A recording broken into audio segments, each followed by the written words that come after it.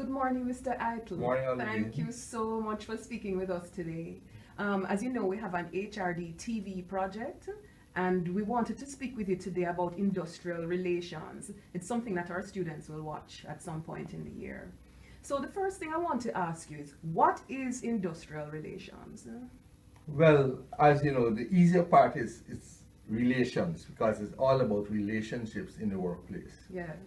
However, an easy way to break the definition down is that there are labor relations, which are the trade unions as the organization, and the industry or the organization as the employing organization. Those are very formal from organization to organization. Those are labor. And then they have the employee relations, which are the relationships between the employees and the company that they work with or organization that they work with.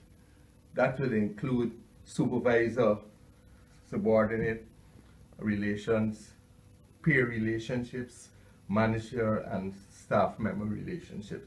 So when you put them all together, they're all grouped as industrial relations. Okay. But some people separate labor relations and employee relations. Okay, so you said the labor relations is the relationship between company to company? No, organization, labor unions. Okay, organization, labor Yeah, unions. they organize labor. Really labor meaning the labor unions and their constituents and the organization. Okay, and industrial relations is the general employee and the company. Then the employee relations is the employee Yes. and the company. Because your contract of employment is the main driver of your employment. Okay. Relations spells out all the terms and conditions. And then you have the collective agreements, which are between the labor unions and the organization, which are another set of rules and regulations that govern the interface between the parties. Okay, one quick question then now. Can you just explain for me? I've heard of things like contracts for services and contracts of service. yes. What are the Contracts for service are the ones that are a little dicey, but that's where you provide a service to the company for a fee. And it borders on our definition of a worker, because some organizations use a contract for service and the people actually fit the definition of a worker. Now what happens is that you have some rules and tests you can do. If you are on the supervision of a manager and who come to work at a certain time, regularly paid, that's different from contract to provide a service. as you're a consultant? That's a piece rate, a Yes. journeyman, a carpenter, a Yes. mason, and so get a job, do the job, pay the fee, and that's it. But you find that there's a lot of problems sometimes defining where a worker stops and where a contract for services stop and where a worker starts, because especially since the Laredo was changed some years ago to put in the definition of a worker, that there have been a couple of industrial relations issues between the unions and the other thing that has happened really recently is the subsequent thing of subsequent adjustment to the Labor Act, Laredo, and so where individuals can now carry their case right through to the Industrial Disputes Tribunal. And in the prior time it had to go through a process which involved the unions, but now, and interestingly enough, some of the unions have become consultants to the individuals. You know, and it's really an interesting change, the evolution of our industrial relations system. Yes. And you think that that has happened because the fact that there are so many consultants around? No, it's I think it's a maturity? It's a maturity of the process, because there were a lot of people who were brought in under the contracts for service, not who were considered that they don't have any way for justice to be done in them, and so justice to take place, you know, because the rules of natural justice and so are very strong, and also the codes of the labor relations codes code itself, which was a kind of seen as an adjunct to the reader in the early days. After a particular case in one of the industries, the courts ruled that that is more than just a guideline. Okay. More than just a guideline. Okay, then how does IR fit into the work of the modern HR practitioner? Oh boy, it's interesting because there is the school of thought that I've heard colleagues of mine say, is that when you say got a good IR job, they say they can't find anybody for the IR job, but you can find a whole heap of people doing training and staff development, and so the HR, nice things to do, total rewards, compensation. But once it's union management relations, it's very difficult to find somebody who wants to specialize in that. And what you're finding now too is a lot of people who specialize in law are moving towards labor laws and option, because one, generally the legality of contracts and so is becoming more and more prominent, and we came out of a tradition of English jurisprudence, common law and so forth, and now you have a lot of the influence of the American companies coming in with their own very legalistic labor relations system, and that's really going to prove a challenge, because when a company comes in and the termination at will and so forth, which don't exist in our jurisprudence right now. This is a difficult challenge to find good people willing to face the unions, and even as equals, because they got a constituency and you got a constituency. Yes, they can shut down the company. Yes. All right. Well, you are a practicing IR person. Right. It's not just theory for you. So can you tell me what would be some of the issues that you would encourage our students, young upcoming people who are interested in HR and IR, what are the issues you would tell them to look out for, to consider, and maybe sell the profession? No. Well, the good thing about professional is trust. Yes. Now, the union, as I said, has their constituency. You have your company to protect. Yes. And so, but you have to trust each other. It's a relationship built on trust. It's not something that you can demand, or you have to build it. Yeah. And there's some instances. I grew up in industrial relations from little boy, and I know that one thing I would say, that you don't sideline the union people at all. A president of a union is a colleague. Yes. For instance, when we go to the ILO, the unions sit at one side, the employees are there as a group. You are there for 2 or 3 weeks as a group. You go on training as a group. I mean, I jokingly said I was on training in Turin the other day with the union vice president of UAW, which is a union, but we became colleagues in a working group on some aspects of labor policy development, and so it was really an interesting area of colleagues. You can't, it's not us a manager and they're, no, they're colleagues. So you're actually involved in labor policy development for Jamaica? Yes, as vice president of Jeff, for instance. Okay. And incidentally, Jeff is a trade union of employers. Yes, I know. Yes. Because, for instance, there's work we do in occupational health and safety, which is also a crossover between HR and IR. Even though seems to be separate, it's about working conditions that affect the employment relationship. Yes. Okay. So hence my title is almost a job description. Yes, I know. All right. Well, thank you so much. Thank you for helping us out. Okay. Yes, the HRD program. Well, we're here with Raymond Eytle. He's one of the Senior Assistant Registrars at University of the West Indies in Kingston, Jamaica. I like to say things like that, to brand it, that it is a Caribbean thing. We're dealing with Caribbean issues because we're putting this on the internet and you don't know who will see it. But all right, one of the things that we've done is that the law in Jamaica has changed recently, so that persons, well, women, it can go to NIS. yes, can NIS. age 65. Or can you explain what that is about? Because Well, there seems to be some. there was a differential in the retirement age between men and women under the NIS. And yes. NIS. And NIS moved towards rationalization.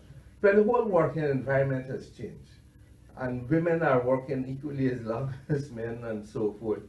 And the men could go a little bit longer before they become eligible for NIS pensions, and the women get it a little earlier. But generally speaking, the world of work has changed. Okay. And it's a way of keeping abreast of, keeping current with the changes. You know, retirement, you're finding people living longer. Mm-hmm. You find people are fit to work longer. Mm-hmm. So with that in mind, we have to make sure that the enabling legislation so keeps abreast with it. The actual NIS, they're actually doing a review actuarially to see if there can be a rationalization of the men and women's pensions, and they're doing it in a phase, they're looking at it in a phase that it comes in a phase, so at a point in time it will be equal. But that isn't yet, because It's there, but you might have reached it this year. They did it in a phase basis. Okay. The thing about it is that there was a time when the pay for work was differential. They had some years ago, but that has changed. Mm-hmm. It's equal pay for equal work, and so. But we are still grappling with some things that are left over from that mindset of people. But it has changed rapidly. Mm-hmm. You know, they also the flexible working arrangements, Yes. where women can now work 24/7, Yes. 5/7. Yes. Yes. They used to have that. You couldn't work at night. Yes, Right. yes. Yes, so it is, that's what it is. Well, people are living longer now. Yes. And what is happening now is that a lot of people are getting post-retirement contracts throughout, which is technically some contracts of services. Mm-hmm. But it's to use the experience, they build skills, they build technical competencies, and so, you know, it's a way that you don't just get rid of people. Yes, just enable so. succession planning, Planning, enable right, all of and that training, bringing up yes. the youngsters. Mentorship and so on, yes. Yeah, okay. All right, in Jamaica, we've been maturing in how we treat our workers. Can you say something about the things that have come up recently? Things like the flexible working arrangements.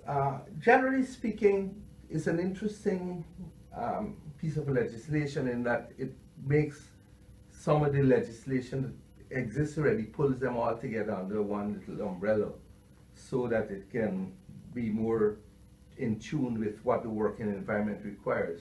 People working shift, yes, women especially,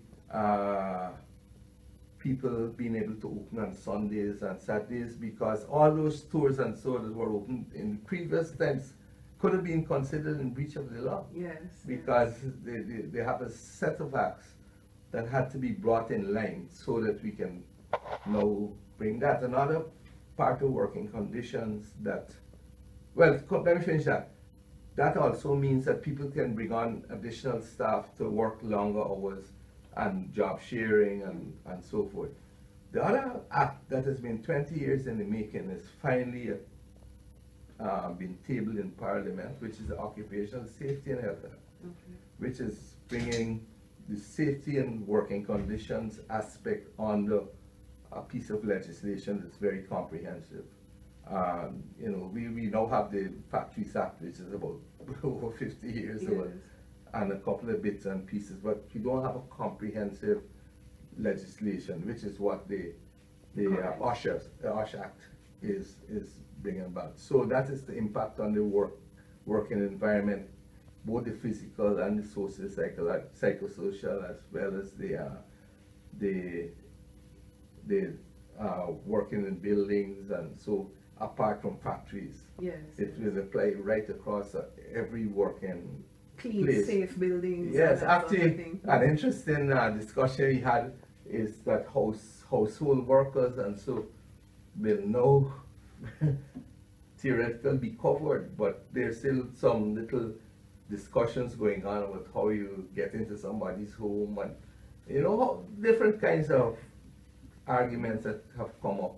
But that act has also been long in the making, and some of these discussions have been long and extended, long and many years. So who takes part in these discussions when these policies are coming up? I mean, the people... The trade unions, the trade unions, the churches,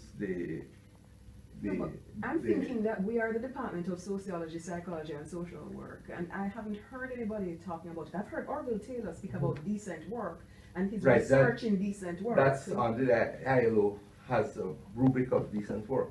Yes. And it's through the Jamaica Employees Federation that we do representation on the decent work agenda, as well as the trade union. JCTU is also part of it. And then there's the Jamaica Confederation Confederate Trade Unions. Yes. And then, of course, we have the Labor Advisory Council, which is union and employer and government people who meet regularly to discuss issues that are affecting the workplace and so. So there are levels of discussion. We have fora, we go to churches, we go to public things that like emancipation. Town hall meetings and so. Yeah, Dr. Taylor has been a good part of these discussions, as he is, you know, he's a researcher, yes, and a public, a media figure too. Yeah. All right, well, thank you so much, Raymond Eytle, Senior Assistant Registrar at the University of the West Indies, and of course, part-time lecturer in the Department of Sociology, Psychology and Social Work's HRD Graduate Programs Unit. Thank you, Mr. Eytle. Good. Right. Tell us what is happening in Ghana. I know you're a Ghanese by nationality, a Jamaican by adoption. But tell us, you know about industrial relations activities in the wider Caribbean. Can you say something? Because our students need to know that as well. Okay, well, basically the general legal framework is very much the same with a few nuances as you move through, as all colonies go through. I was part of the group that helped to get the occupational OSH Act passed in Ghana, and it was initially an uphill battle, you know, not battle and fighting, but you had a lot of discussions, but we were able to overcome it. You have Trinidad now, they have an industrial court. Okay. Another nuance that we don't have elsewhere in the Caribbean, as I'm aware, yet. What do they do with that industrial court? Matters are referred, like we have industrial disputes tribunal, the court. Theirs is a little bit more legalistic and so. Okay. So I was in the bauxite industry for about 16 years. And that was a huge industry that crossed several locations and so. So occupational health and safety was a major part of that. But we face some of the same problems as the workplaces here, you know, poor social relations among groups of people, and need to build trust. It's very similar, you know. And we are just catching up in Jamaica, because you were telling us earlier that we're just getting our laws passed in Jamaica. Yeah, but your other laws have been pretty much, but it's just the OSH Act has been very slow in coming. Okay. But it's here. Okay. And it's really something that we are all looking forward to. Okay, as in it's comprehensive, yes, covers everybody. Comprehensive. So there are no. You hope Jamaicans will find a loophole. No. Well, what is happening though is that we have to get some amount of things in place, because the growth of our small and medium employee groups, who might not have a specialist HR person or IR person in there, be able to afford to employ mom and pop business, small family business. Yes. We have to set up mechanisms through like Jeff and so, to find somewhere to help those people get good industrial relations and human resource practices in their industry. Well, actually, Their the company. HRD unit is working on something like that. It's one of Clement Branch's projects. He wants to do a manual of practice For- for the lay person. Right. So that is something that the HRD unit is actually working on now. wonderful, Yes. wonderful. So we can come to you for the IR portion of it. You know, we can do that. Okay. Because he is actively working on that. Good, because it's important, because that is a growing group of people, small business and micro businesses, that need that kind of help. They can't afford industrialization, and now that the IDT is open to most of everybody through the Ministry of Labor and so forth, it's more and more important that that is done. Yeah, all right. So I was asking you about the informal sector because Yes. you were talking earlier about the household helpers being brought on. Household helpers as an organized group of people. Yes. They have an organization now, so Yes, to yes, help I them. know. And they have the Small Business Association that also helps. One of the problems is the informal sector group. Sometimes it's difficult to do targeted activities against them so you can help them. We've been trying many different formulae, but really it's going to be probably a need for the sociologists and psychologists to work with us Yes. to get the change in the mindset, to bring them into the formal sector. One of the things you always hear in HR circles is that when you try to get some of the informal people into the formal sector, they don't like it because of other things like taxation, Yes. giving Paying all the statutory yeah, deductions. understand. And some of them are really itinerant in Yes. workers, so they move from place to place, so they have no fixed place of operation. So I don't know. And the other one that we don't know is the ILO is also clamping down on working conditions about people who export stuff.